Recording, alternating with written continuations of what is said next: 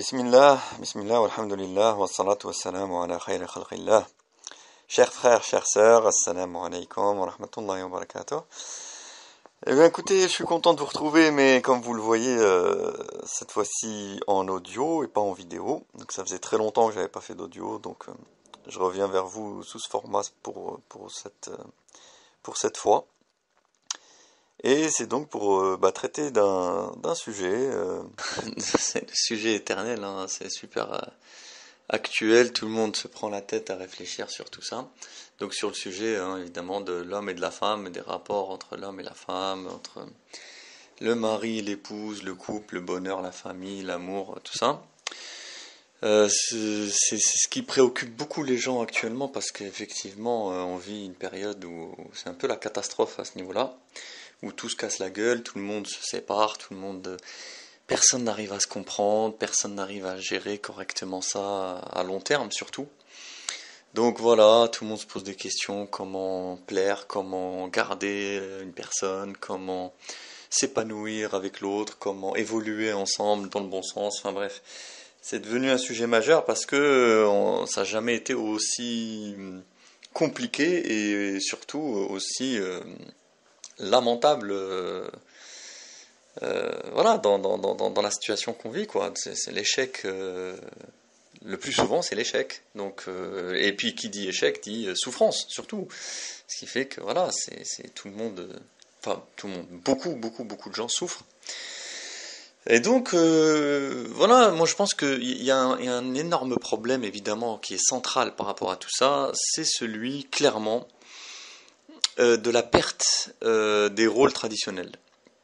C'est-à-dire que l'homme, dans cette société, ne joue plus vraiment son rôle d'homme, il n'a plus sa place d'homme, et la femme, pareil, elle n'a plus vraiment sa place traditionnelle de femme, elle n'est plus à sa place. Voilà.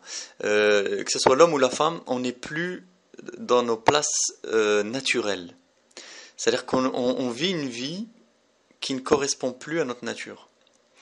L'homme ne vit pas une véritable vie d'homme, il n'a plus une psychologie véritablement d'homme, et la femme, pareil, elle ne vit pas une vie naturelle de femme, et elle n'a plus une psychologie naturelle de femme. Et ça, on va dire que c'est le grand malheur, le drame du monde moderne, en fait, de la modernité, qui a brouillé tous les rôles, toutes les pistes, et voilà, qui a embrouillé tout le monde, qui a voulu, au nom de l'égalité, qui a saccagé tous les schémas traditionnels. Et je dis schéma traditionnel et puis naturel, hein, parce que c'est pas qu'une histoire de tradition. Parce qu'on peut très bien dire une tradition, elle a été mise en place, on peut très bien en faire une autre, enfin changer. Non, parce que la tradition, c'est ça qu'il faut bien retenir, c'est que la tradition était naturelle. Elle correspondait à la nature des gens. C'est pour ça que ça fonctionnait. Alors que la modernité, c'est de dire, mais on s'en fout, il n'y a pas de nature. Chacun peut être ce qu'il veut, et il faut changer, il faut évoluer, on peut décider d'être autrement. Sauf que non, on peut pas une femme ne peut pas décider d'être autrement que sa nature de femme, et un homme ne peut pas décider d'être autrement que sa nature d'homme. Enfin voilà. Ou alors s'il le fait, et c'est ce qu'on fait, c'est ce qu'on nous a obligés à faire, ça conduit à de la frustration, à des déchirements, des contradictions, et voilà, et le malheur au final. Donc là, par exemple, on observe que dans beaucoup de couples, la femme, elle s'est accaparée de plus en plus l'autorité sur l'homme, qu'on le veuille ou pas. À l'origine, c'est l'homme qui avait l'autorité parce que déjà, il a une nature psychologique, mentale, physique, etc., qui le prédispose à avoir cette autorité, c'est-à-dire qu'il a une nature qui correspond à l'exercice de l'autorité. Il est plus fort, plus intelligent, plus audacieux, voilà. Et puis il a des responsabilités et des devoirs qui lui donnent la légitimité d'avoir cette autorité. Voilà, c'est clair. C'est l'homme qui va à la guerre, c'est l'homme qui découvre le monde, c'est l'homme qui travaille qui se fatigue pour subvenir aux besoins de sa famille, etc., etc.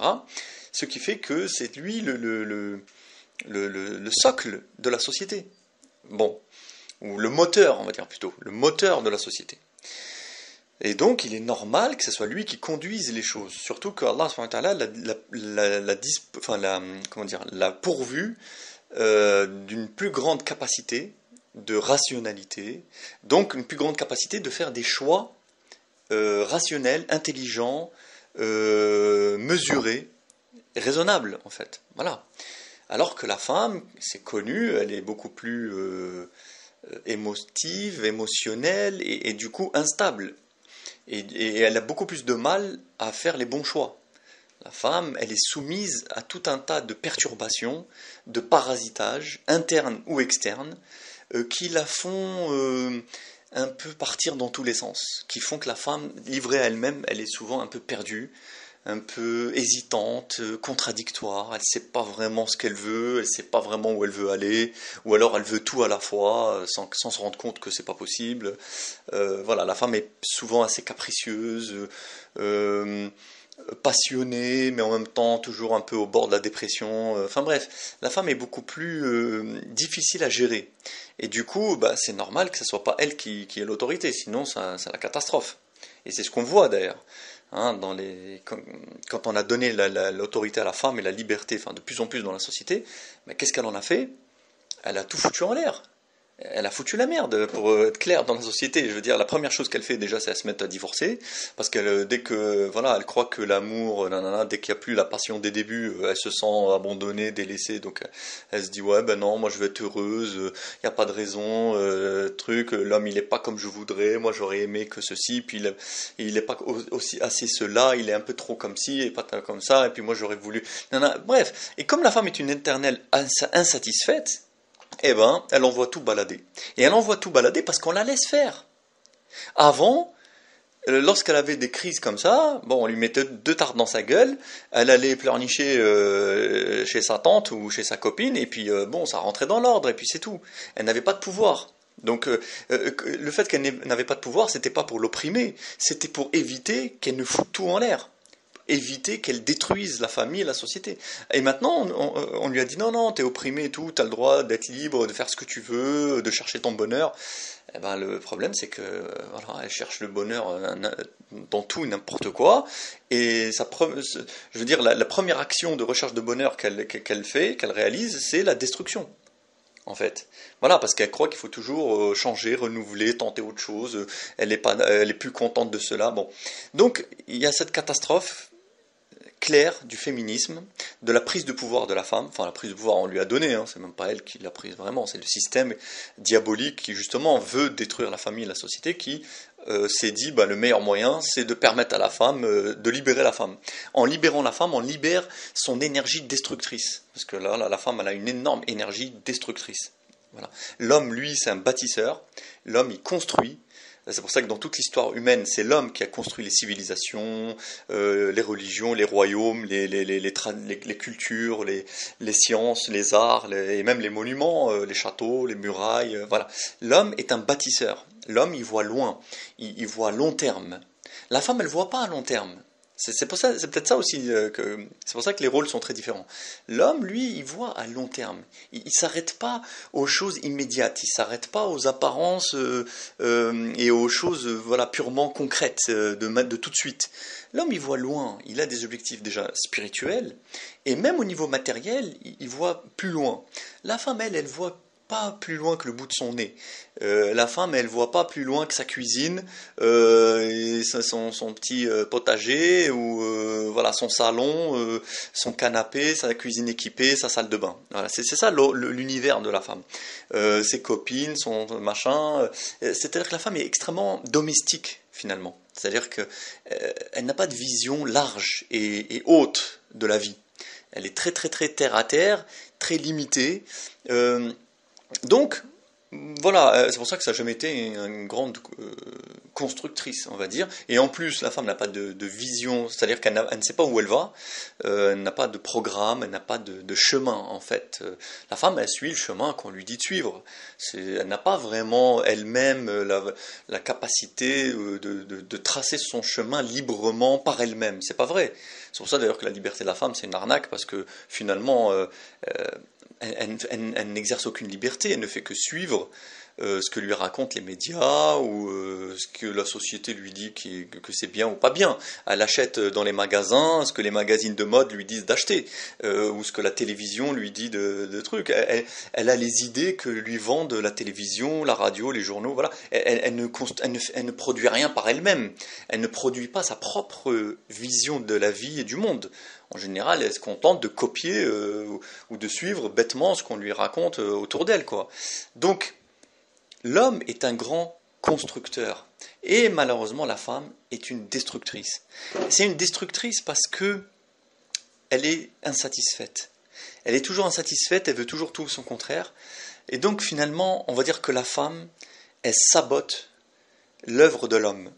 Ça a toujours été comme ça. Malheureusement, la femme, enfin, elle a une tendance, elle a une tendance à saboter la femme. Alors, cette tendance, justement, toutes les sociétés traditionnelles avaient compris ce danger, le danger de l'énergie destructrice de la femme, et donc toutes les sociétés ont toujours mis de fortes barrières autour de la femme pour éviter que cette énergie de destruction ne sorte. Donc, on lui a toujours limité ses droits.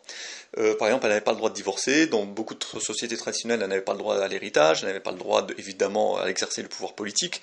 Elle n'avait pas le droit, très souvent, à exercer un pouvoir économique, sauf dans une sphère très très très restreinte. Mais par exemple, elle n'avait pas le droit la femme n'achetait pas des biens importants ou ne disposait pas de... Voilà, c'est toujours l'homme qui gérait tout pour elle. Globalement, en général, après on peut toujours trouver des exceptions, machin, tout ça, ok, mais globalement c'était un peu ça. C'est-à-dire qu'on mettait beaucoup de barrières à l'indépendance et la liberté de la femme, on la soumettait à l'homme. En gros, voilà, c'est ça l'origine de la soumission de la femme à l'homme.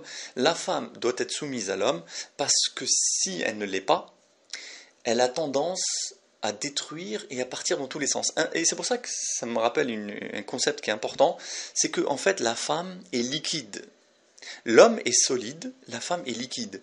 La femme est liquide, ça veut dire que la femme c'est comme l'eau. L'eau, si on ne l'arrête pas, elle se répand partout. L'eau est comme ça, elle s'étale partout, elle va là où la pente la fait aller, elle ne sait pas trop où. L'eau, elle ne sait pas vraiment où elle va, elle suit le relief qu'elle épouse. Et aussi, l'eau est une force destructrice, parce que l'eau, quand elle se concentre dans un point, elle devient violente, et ça crée des inondations, et ça ravage, ça détruit des choses, ça ravage des récoltes et des bâtiments, et ça fait écrouler des choses. Voilà. La femme, c'est comme l'eau. Donc l'eau, il faut lui donner un espace bien construit pour en tirer quelque chose de positif. Mais si on ne le fait pas, ça se transforme en une énergie de destruction qui s'étale partout. Voilà. Et c'est ça un peu. La femme, elle est liquide. Elle est extrêmement liquide. Alors c'est peut-être pas pour rien qu'elle est soumise, qu'elle sécrète toutes sortes de liquides justement corporels. Pour pas rentrer dans tous les détails un peu glauque, mais bon, enfin voilà quoi. La femme est très liquide. L'homme, lui, il est solide, c'est-à-dire qu'il est construit, il est carré, il sait où il va, il sait qui il est, il sait comment doivent se faire les choses.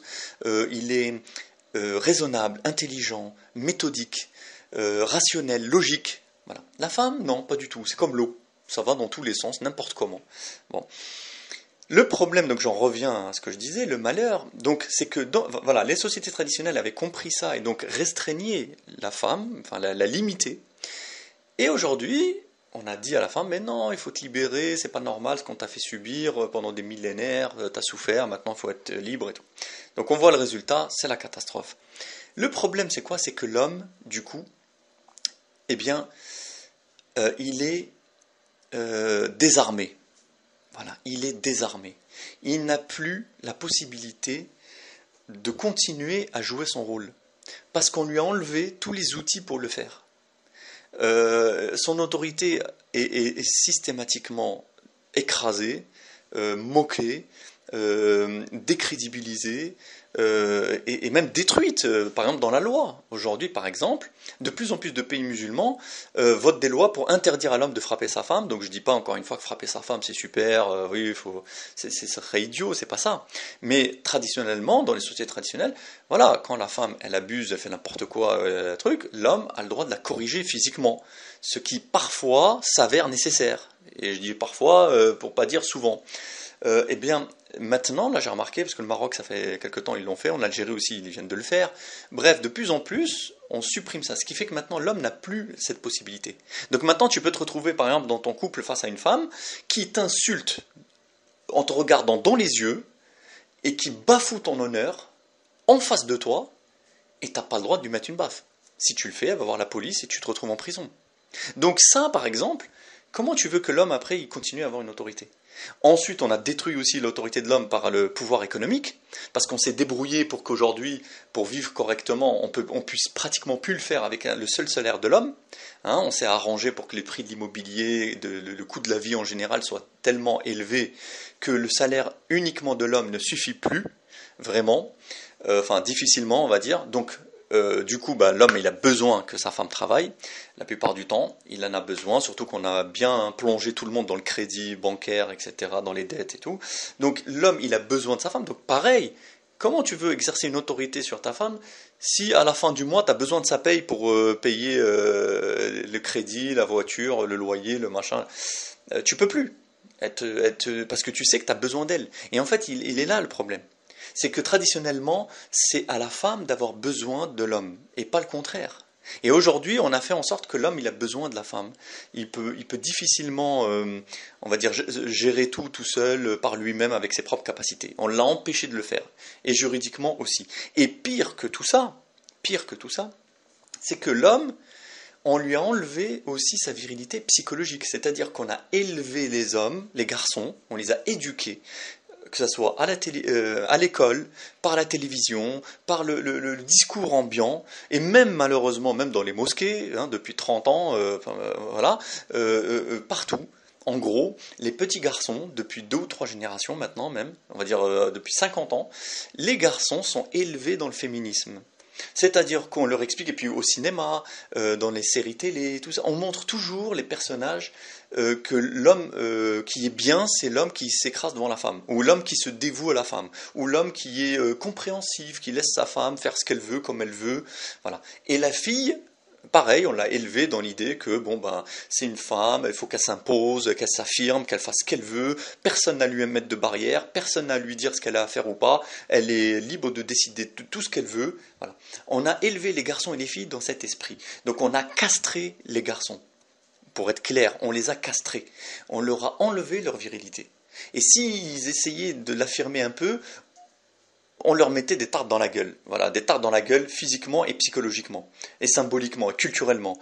Voilà, par exemple, la diabolisation de la violence. Par exemple, un garçon, maintenant des adolescents, par exemple, ou des garçons qui se battent dans la cour de récré, immédiatement on va dire, oh mais c'est n'importe quoi, c'est pas bien de faire ça, c'est horrible, la violence c'est pas bien, ça résout rien. Bon, ça, c'est une manière de déviriliser l'homme, de castrer l'homme.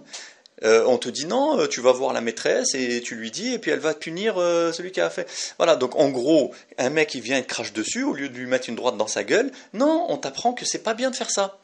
Il faut t'écraser et tu vas voir la maîtresse comme une balance, une petite balance de merde, et tu lui dis, oh maîtresse, il m'a tapé, et elle, Zahma, elle va le punir. Et tout ça, c'est des moyens psychologiques de castrer les garçons. Voilà, à tous les niveaux, ça s'exerce de cette façon. Voilà. Et du coup,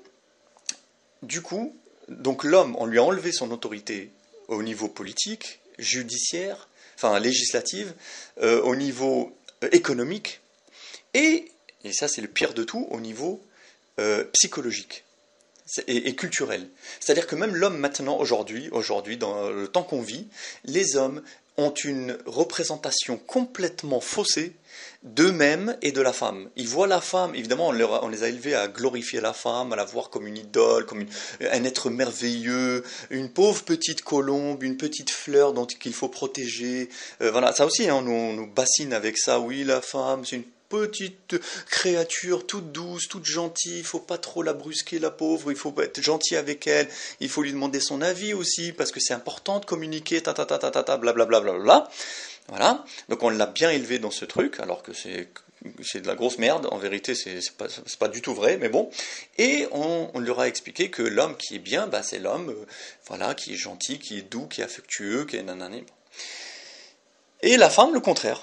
On lui a dit, en gros, la femme qui est douce, gentille, soumise, c'est une grosse merde, une conne qui a rien compris à la vie, alors que la femme vicieuse, autoritaire, qui casse les couilles à tout le monde et qui n'a pas froid aux yeux pour s'imposer, qui est prête à tout et qui met à l'amende les mecs, eh ben ça c'est une super femme, c'est bien, elle est forte, elle est intelligente, elle réussit, c'est formidable. Voilà. Et le problème, et alors je parle même pas du côté sexuel, c'est-à-dire que maintenant aussi, ça aussi, c'est un pouvoir énorme que la femme a pris, c'est-à-dire qu'elle a dans les mains la carte de la sexualité. C'est-à-dire qu'avant, l'homme disposait de sa femme sexuellement comme il voulait, et puis voilà, donc tous les mecs étaient rassasiés, ils avaient tous une femme à la maison, et qui était à leur disposition. Alors qu'aujourd'hui, on a bien fait comprendre à la femme, et elle le comprend très tôt, très tôt, dès l'adolescence. On lui a bien fait comprendre que, premièrement, elle avait un pouvoir sexuel sur l'homme, un pouvoir de séduction sur l'homme, extrêmement fort, et qu'il était normal qu'elle joue de ce pouvoir pour ses intérêts. Ce qui fait que maintenant les meufs, elles ont bien compris, très tôt, elles s'exercent à maîtriser ce pouvoir-là, donc maquillage, lingerie, ceci, cela, parfum, cheveux, nanana, nanana, elles se mettent talons, tout ça, toute la panoplie. Elles voient et elles savent et elles remarquent que l'impact que ça a sur les mecs. Les mecs, en attendant, puisqu'on les a élevés à être des canards, et ben ils sont tous là comme des chiens à baver sur les meufs et à être là, tu vois, enfin à chercher à tout prix un peu de, tu vois, à plaire, à la séduire, tout ça. Et la femme, elle domine parce qu'elle gère. En fait, elle joue à la vente aux enchères. Bon, qui dit mieux? Qui me propose? Qu'est-ce que vous me proposez? Allez, regarde mes seins, regarde mon cul, qu'est-ce que tu me proposes?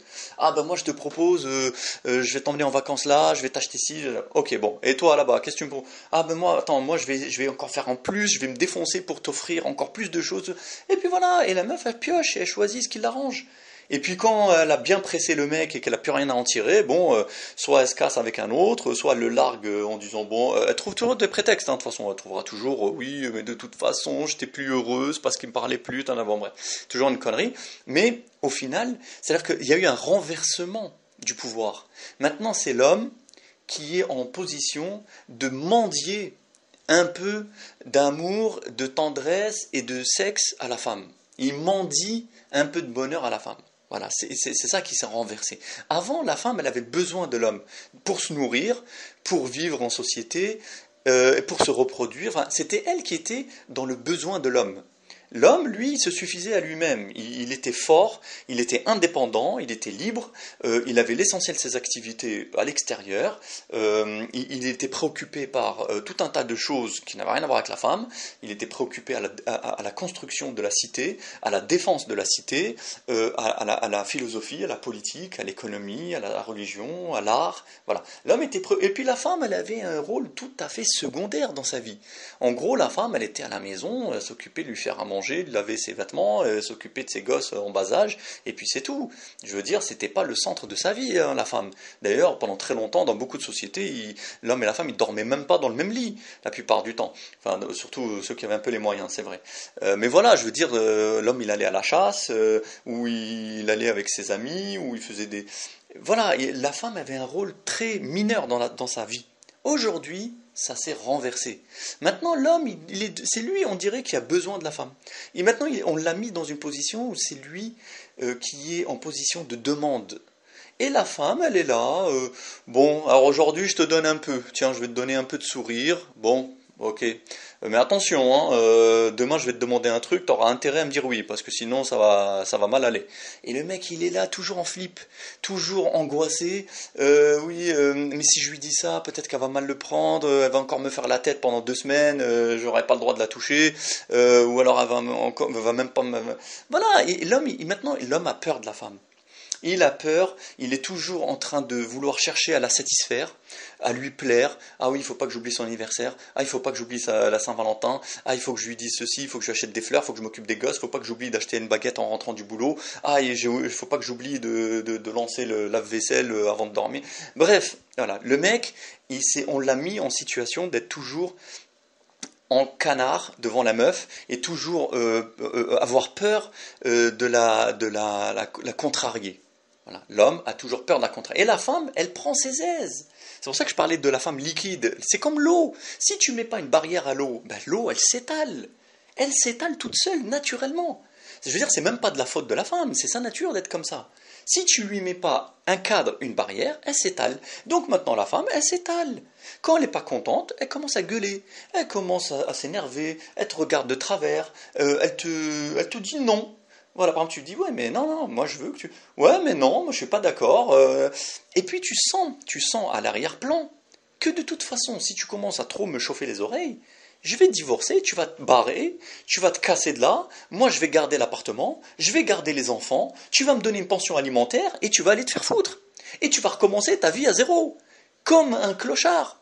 Et tout ce que tu as construit avec ta famille depuis 15 ans, tous les efforts, tous les sacrifices, toutes les peines que tu as endurées, tous les rêves que tu avais, tous les espoirs d'avenir que tu te faisais pour notre famille, eh ben tu iras te faire foutre avec. Et moi, je m'en fous, je fais ce que je veux. Et l'homme, il sait en plus que la femme, elle est capable d'avoir cette cruauté et elle est capable de tout foutre en l'air pour des conneries. Il sait en plus qu'elle en est capable. Lui, il sait qu'il ferait pas ça. Parce que l'homme, quand même, il se dit, bon, il pèse le pour et le contre, il se dit, est-ce que ça vaut le coup, est-ce que c'est bien, est-ce que c'est normal, est-ce qu'il n'y a pas moyen de trouver. Mais la femme, elle n'en a rien à foutre, si tu l'énerves trop, elle finit par un jour péter les plombs. Alors en plus, si elle a des copines elles-mêmes divorcées qui vont dire, ouais, mais vas-y, c'est pas normal, te laisse pas faire, oh t'inquiète pas, tu vas retrouver un mec en claquant des doigts, t'es encore jeune, t'es encore fraîche, y a pas de problème, c'est bon, te laisse pas. Bon, il lui monte bien la tête. Eh ben, elle est capable de le faire. Et aujourd'hui, les 3/4 des divorces sont demandés par des femmes. Et comme le système est entièrement fait pour la femme, le mec, il perd toujours tout, à 95%. Et en plus, après, elle garde les gosses, après, elle leur monte le crâne contre leur père. Ouais, de toute façon, votre père, il nous a abandonnés, c'était un salaud, il nous aime pas. Voilà ce qu'elle leur raconte, alors que c'est totalement le contraire. Totalement le contraire. C'est l'homme mesquin qui souffre, qui pleure tout seul dans son petit studio minable qu'il a dû se retrouver en catastrophe et qui est là, qui a travaillé comme un chien et qui peut même pas embrasser ses enfants le soir. Et elle, madame, elle n'en a rien à foutre. Elle met ses gosses chez sa mère le samedi soir pour aller s'éclater en boîte avec ses copines et avec la pension alimentaire de son ex-mari. Et il peut rien dire. Et ça, les hommes, ils le savent. On leur a bien fait sentir. Donc, ils vivent toujours dans cette menace. Ils vivent toujours dans cette crainte. Dans cette menace, dans cette précarité affective. Et ça, c'est terrible. Et du coup, bon, ben voilà, comme déjà, comme j'ai dit, on les a élevés depuis tout petits à se soumettre aux femmes. Comme tout le système culturel, médiatique, etc., il est fait pour leur dire continuellement, chaque jour, écrase-toi devant la femme, écrase-toi devant la femme, voilà. Et en plus, ils savent que dans la vie concrète d'aujourd'hui, ils ont beaucoup plus à perdre que la femme. La femme, elle ne perd pas grand-chose. Hein. En général, c'est plutôt, au contraire, plutôt elle gagne. Hein. Une séparation dans la vie d'une femme, en général, ça se traduit plutôt pour un gain que par une perte. Alors que chez l'homme, c'est toujours une perte. Et une grosse perte, souvent. Et je ne parle pas que matériellement. D'accord ? Même au niveau sentimental, affectif. Parce qu'encore une fois, l'homme, lui, il s'attache vraiment. L'homme, il s'attache. L'homme, il aime vraiment. Il est animé d'amour profond et sincère.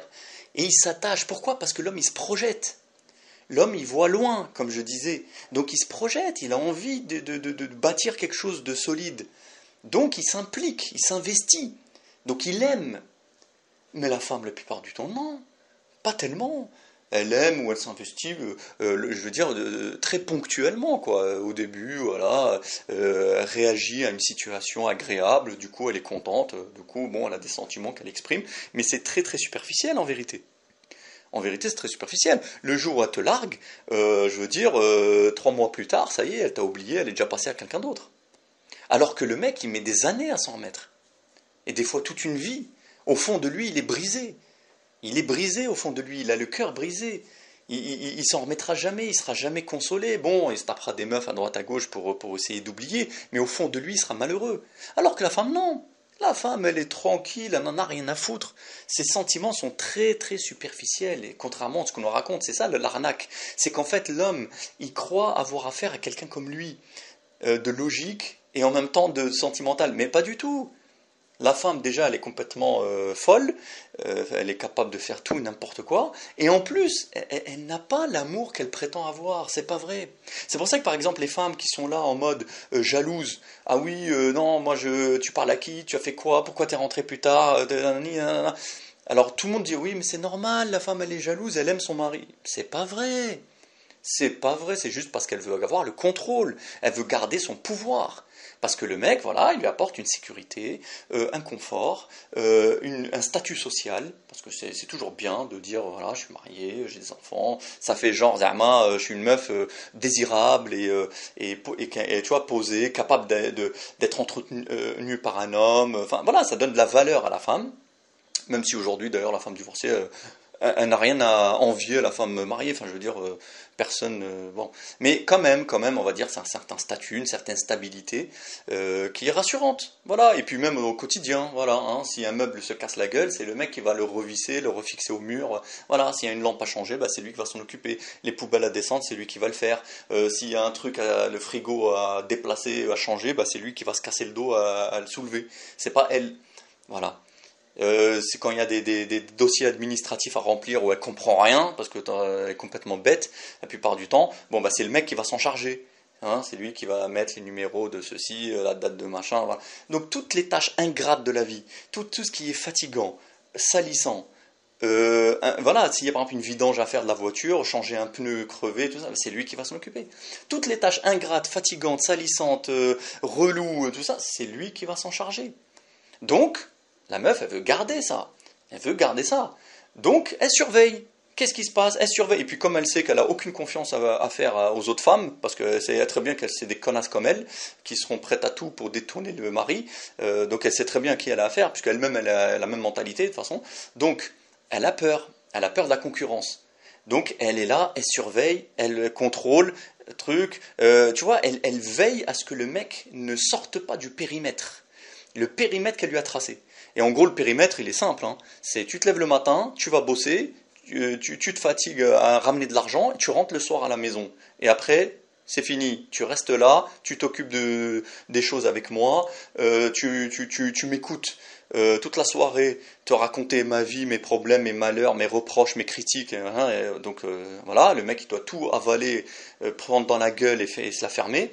Et puis le soir, tu me baises, et de préférence bien, hein, tu as intérêt à bien t'appliquer, à faire les choses bien, à être endurant, à me donner du plaisir, parce que ça aussi, hein, on a d'expliquer à la femme que elle aussi, elle a le droit à l'orgasme, elle aussi, elle a le droit de jouir, d'avoir du plaisir, son corps c'est important pour l'épanouissement de tatati tatata dans tous les magazines féminins de merde, donc ils lui ont bien expliqué ça, donc le pauvre mec, Muskin, en plus, il se retrouve avec une pression, là aussi, hein, on en parle rarement, mais il y a une exigence maintenant vis-à-vis de l'homme, où le mec, on lui dit, voilà, t'as intérêt à assurer au lit en plus.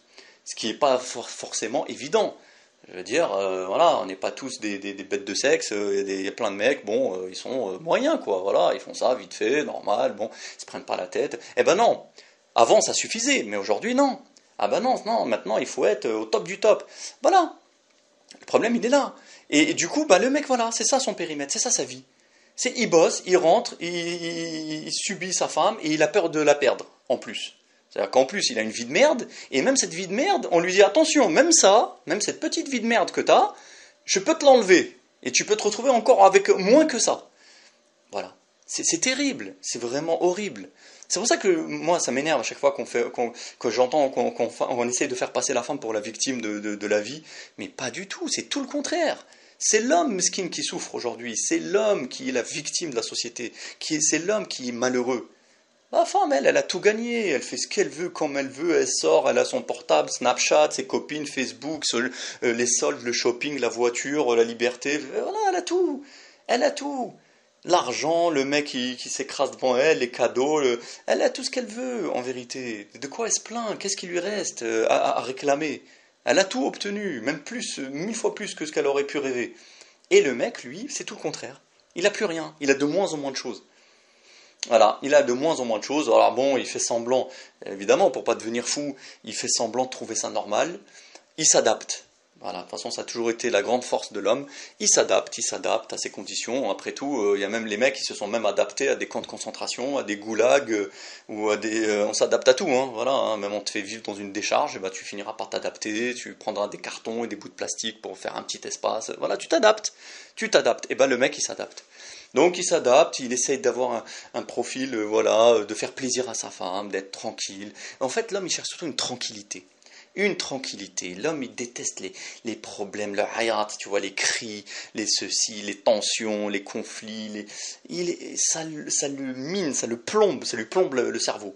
Il aime bien être paisible, tranquille, rentrer à la maison, que tout soit bien rangé, que personne crie sur personne, qu'on mange un petit plat bien, qu'on voilà, on regarde la télé, on se détend, on se fait un câlin, tranquille, voilà, sans se prendre la tête. L'homme, il aime ça, cette tranquillité.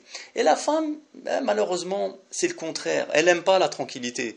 Parce que pour elle, la tranquillité, ça veut dire qu'il ne se passe rien, ça veut dire que la vie est plate, qu'il n'y a pas de mouvement, il n'y a pas d'intensité, il n'y a pas de... Tu vois, elle aime au contraire le chaos. La femme, elle aime quand c'est chaotique, quand ça va, il y a des conflits, des crises de nerfs, des cris, des machins, des bagarres. Ouais, mais je t'avais dit, nanana, mais pourquoi nanana. Et après, elle raconte tout. Ah ouais, tu sais ce qui... nanana. Et t'as vu, tu sais ce qu'il m'a dit. Moi, elle aime bien la perturbation. La femme est perturbée et elle aime tout perturber.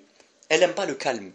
La femme n'aime pas le calme. C'est pour ça d'ailleurs que la femme n'aime pas la nature, en général. La femme, elle n'aime pas la nature. Tu l'emmènes, je sais pas, se balader en forêt ou se poser au bord d'un lac et regarder le paysage. Tranquille, où il se passe rien. Il se passe rien, juste tu regardes le lac et tu admires la beauté. Eh ben non, mais ça, la femme, elle va se flinguer si tu lui fais ça. Elle aime pas. Elle aime l'agitation. Elle aime l'agitation, la ville, le mouvement, les centres commerciaux, les centres-villes, que ça bouge, que ça klaxonne, que ça se bouscule. Voilà. La femme, elle aime le désordre, le chaos. La femme, elle aime le chaos. L'homme, lui, il aime la paix et le calme. Et du coup, bon, alors lui, il se dit, pour avoir la paix et le calme, ben, j'ai pas le choix, je vais fermer ma gueule. Je vais fermer ma gueule, je vais souffrir, je vais supporter, et puis on verra plus tard. Et puis plus tard, qu'est-ce qui se passe? Il vieillit, il s'use, et puis il a perdu. C'est tout, il a capitulé, il a perdu la guerre. Il a perdu la guerre, et il accepte son statut de prisonnier. Voilà, de prisonnier soumis, toute sa vie. Temps en temps, pour les plus audacieux, hein, c'est même pas pour tous, hein, pour les, on va dire, les plus audacieux, qu'il leur reste un peu d'hormones viriles en eux, il va essayer de rattraper un peu le coup dans sa vie, de s'offrir quelques petites bulles d'oxygène, hein, en se tapant des meufs à droite à gauche. Voilà, de temps en temps, discrètement, il essaye de... Voilà, alors il se tape sa collègue, de sa secrétaire, sa stagiaire de son bureau, je sais pas quoi, ou je sais pas moi, la vendeuse dans la boulangerie d'en face, discrètement, il essaie d'arranger un coup avec elle, ou, voilà, sans se faire choper par sa femme. Donc de temps en temps, il trompe sa femme, pour essayer de respirer, essayer de vivre un peu d'amour, ressentir un peu d'affection, un peu et puis se redonner un peu de virilité, un peu de puissance. Voilà, il a besoin d'être dans les yeux d'une autre femme, de voir dans les yeux d'une autre femme un peu de puissance et de pouvoir qu'il a complètement perdu avec son épouse. Voilà, donc il a besoin un peu de ça, tu vois, il a besoin, ça lui fait du bien, ça le fait respirer de voir. C'est pour ça d'ailleurs que souvent il trompe sa femme avec une meuf beaucoup plus jeune, qui est un peu plus fraîche, encore moins, un peu, tu vois, innocente, un peu normale entre guillemets dans sa tête, qui n'est pas encore complètement devenu un dragon, voilà, qui le dévore. Donc voilà, et il essaye vis-à-vis d'elle de s'affirmer un peu, d'impressionner un peu. Voilà, l'homme a besoin d'impressionner la femme. Il a besoin de lui montrer qu'il est fort. Mais comme il ne peut plus le faire avec son épouse, parce qu'il y a longtemps qu'elle l'a maté et qu'elle lui a mis des tartes dans sa gueule, psychologiquement, en l'usant jour après jour, eh ben, il essaie de le faire avec une autre. Voilà, avec une autre qui est un peu plus disponible, un peu plus accessible, un peu plus... voilà. Mais encore une fois, c'est pour les plus audacieux, et en plus ça dure pas très longtemps en général, parce que voilà, il faut faire gaffe. Plus ça dure, plus ça devient dangereux, parce que l'autre, la première, elle veille au grain, elle fait gaffe, elle vérifie, elle surveille. C'est pas facile, c'est pas facile, et ça c'est un immense problème. C'est qu'à la base, l'homme, il n'a aucun compte à rendre à la femme. En principe, l'homme, il fait ce qu'il veut, il sort, il rentre quand il veut, il n'a pas d'horaire à donner, il dépense son argent comme il veut, il n'a pas à se justifier, voilà, il vit sa vie. Sa femme, normalement, c'est juste un élément parmi d'autres. Mais aujourd'hui, c'est complètement le contraire. Maintenant, tout est centré sur la femme, et c'est lui qui est devenu un élément de la vie de sa femme. Voilà. C'est lui qui est devenu un élément secondaire dans la vie de sa femme. Voilà. Une vache à lait, c'est tout. C'est devenu un distributeur de ressources. Voilà. Donc il distribue des ressources, de l'argent, de la présence, de l'affection, de l'écoute, voilà, tout ça, la meuf elle le consomme, elle bouffe, et puis c'est tout. Voilà. C'est devenu un élément de la vie de la femme, et pas le contraire. Donc voilà, il ne peut plus mener d'expérience, tu vois, pour élargir son horizon. Voilà, il peut plus, donc la polygamie c'est mort. Même avoir une maîtresse un peu de temps en temps à côté, en mariage temporaire ou pas, peu importe, il peut plus. Enfin, il peut, mais c'est pas évident, donc il faut qu'il fasse vraiment gaffe. Voilà où on en est réduit. Donc voilà, donc je disais, la femme, on lui dit oui, mais parce qu'elle est jalouse, ça veut dire qu'elle aime son mari, tout. Pas du tout, pas du tout. C'est la plupart du temps. Alors attention, je parle en général, hein, il y a toujours des exceptions, on est d'accord. Il y a toujours des exceptions, il y a des femmes qui sont vraiment bien, gentilles, généreuses, il y en a, mais c'est exceptionnel. Il y en a peut-être une sur 30 ou sur 50, pas plus. Voilà. Donc, et encore, je suis gentil, franchement, moi je dirais qu'il y en a peut-être une sur 100, en vérité, pas plus que ça. Bref, et donc voilà, mais la plupart du temps, c'est pas par amour, non, c'est parce que l'homme, il lui rend des services, il est utile pour elle, donc elle veut le conserver, c'est tout, elle veut le conserver, et puis la femme, elle aime exercer un pouvoir de contrôle, elle aime que tout soit à ses ordres. Et elle l'exerce d'ailleurs vis-à-vis de son mari, mais on l'observe aussi vis-à-vis de ses enfants. Par exemple, la plupart des femmes, elles sont tyranniques avec leurs gosses. Il faut que leur gosse soit exactement comme elle a envie qu'il soit. Il faut qu'il s'habille comme elle veut qu'il s'habille. Il faut qu'il pense comme elle veut qu'il pense. Il faut que ses enfants mangent ce que elle veut qu'ils mangent. Enfin, je veux dire, elle impose. Et alors, le cas où on le voit le plus, c'est dans le mariage. Par exemple, elle impose. C'est elle maintenant qui gère le mariage des enfants, par exemple. Avant, c'était le père. C'est le père qui a l'autorité, c'est lui le wali, c'est lui le tuteur de la fille, par exemple. Avant, c'était lui qui décidait, sa fille, elle se marie avec qui, comment, où, quand. Maintenant, c'est fini. Le mec, il est là juste pour signer, voilà, dire oui, d'accord, je suis d'accord, c'est super. Stop. Mais tout est géré par la femme, en vérité. C'est elle qui va qui va dire à sa fille, oui, ce mec-là, je veux bien ou je veux pas. C'est elle qui va dire oui, alors lui il est bien ou il n'est pas bien. Et le mariage, on va le faire au bled ou en France. On va le faire cet été ou l'hiver. Et je veux une salle ou pas une salle. Et je veux tel montant de la dot et pas tel montant. Et je veux telle robe et pas telle robe. Et je veux telle bague et pas telle bague. C'est elle qui gère tout, c'est elle qui décide tout. Le mec, il ferme sa gueule. Il ferme sa gueule et il répète ce que sa femme lui a dit de dire pour faire genre, Zahma, c'est de lui que ça vient, alors que c'est pas vrai. Et c'est tout. Et c'est tout. Et s'il y a un conflit, eh ben, en général, c'est la femme qui l'emporte. Et c'est le mec qui ferme sa gueule. Et qui dit, bon, allez, on va pas contredire ta mère, c'est bon, écoute-la. Et maintenant, tu as beaucoup d'hommes qui sont devenus complices. En plus, c'est ça qui est dramatique, c'est qu'ils sont devenus complices de cette situation.